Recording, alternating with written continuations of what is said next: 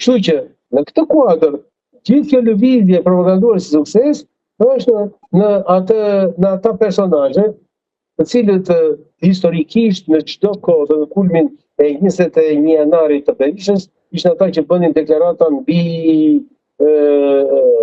kryengritjen e armatosur të bërë nga Partia Socialiste dhe Edi Rama. Nuk ka absolutisht asnjë rezultat. Rezolutat tashmë e nxjerr nga Komisioni i Politikës së Jashtme të Parlamentit Evropian do të thënë që i vulën qëndrimit politik të Parlamentit Evropian për sa i përket zgjedhjeve në Shqipëri. Çdo lëvizje faktndese etj.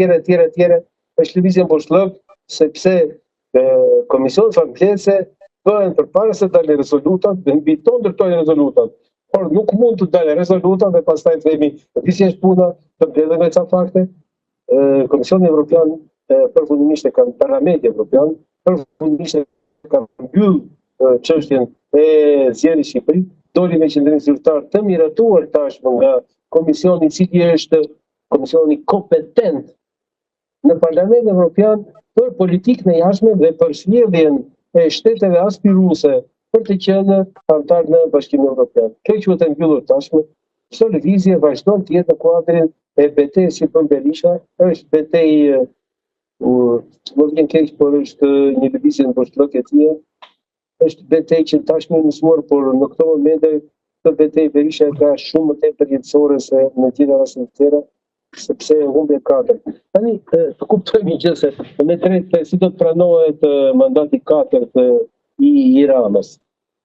Ka një perceptim tek ne, pra ka një këndvështrim kritikues nga fakti që Rama 4 herë mandatohet në proces zgjedhor dhe në perëndim është absurditet të mendosh një mandatim të 4 aq më tepër në një vend që nuk është se ka patur në një boom, qoftë demokraci, qoftë në ekonomi, përkundërzi, ka probleme serioze.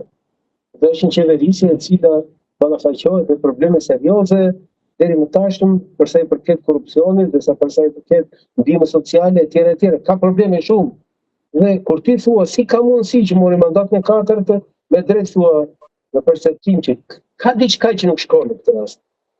Në fakt, përgjigjja është shumë e thjeshtë.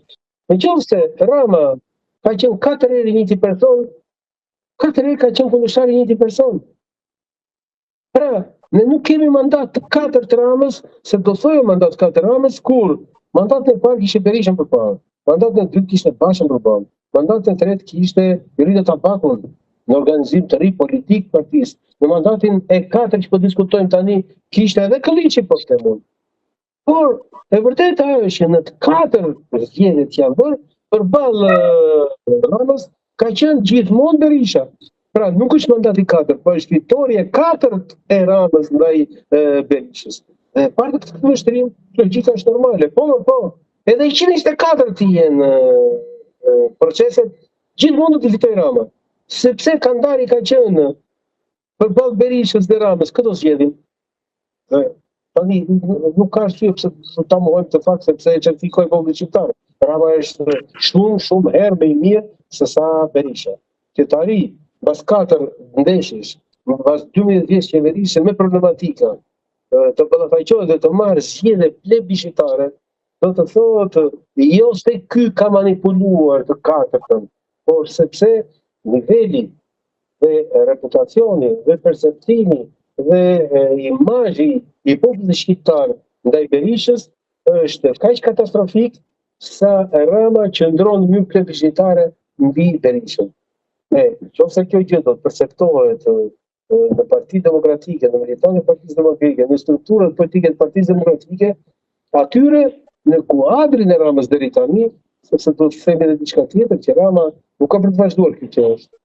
Shqipen që Rama nga sot mund të them, ose që ditë që fitoi zgjedhjet, ju fut një proces revolucionar tashmë në Partinë Socialiste. Dhe ne do ballafaqohemi në këtë 4 vjeçar me një revolucion të vërtet, i cili në vetvete është ai e nxori tezën e vetë korrigjimit, shumë nxori tezën në fjalën që mbajti. Vetë korrigjimit. Po vetë korrigjimi është një diçka shumë interesante kur fillon të analizon si fenomen. Që Rama të thotë procesi i këtij 4 vjeçi është vetë korrigjim, do të thotë të gjitha ato problematika që ne kemi debatuar në qeverisje, e cila ka patur probleme në këtë 4 vjet, të gjitha ato do të korrigjohen. E nëse Rama arrin të prodhojë instrumenta dhe institucione atë që të prekon.